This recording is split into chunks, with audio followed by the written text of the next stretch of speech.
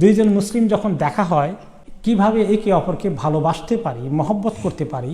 তোমাদের কেউ যখন কারোর সঙ্গে দেখা হয় তোমরা মুসাফাহা করো, হাত মিলাও। দুইজন মুসলিম যখন দেখা হয় একে অপরের হাত ধরে মুসাফা করার উদ্দেশ্যে সাফাহা উভয় মুসাফা করে, হয় খুশি প্রকাশ করে আলহামদুলিল্লাহ বলল, তাদের গুনাহ এমনভাবে ঝরে মনে গেল কোনো গুনাহই বাকি থাকলো না। আর একটা হাদিসে এসেছে যখন মুসাফা করতেন তিনি কাউকে হাত মিলাতেন তখন তিনি আগে হাতটা সরিয়ে নিতেন না, অপেক্ষা করতেন যে যিনি হাত মিলাচ্ছেন তিনি যেন আগে সরিয়ে নেন। সুবহানাল্লাহ। এখন এটি কীভাবে তিনি মেনটেন করতেন আমরা ছোটোখাটো মানুষই মেনটেন করতে পারি না। অনেকজনে বসে আছে, দাঁড়িয়ে আছে, একজনে ধরে ছাড়ে না।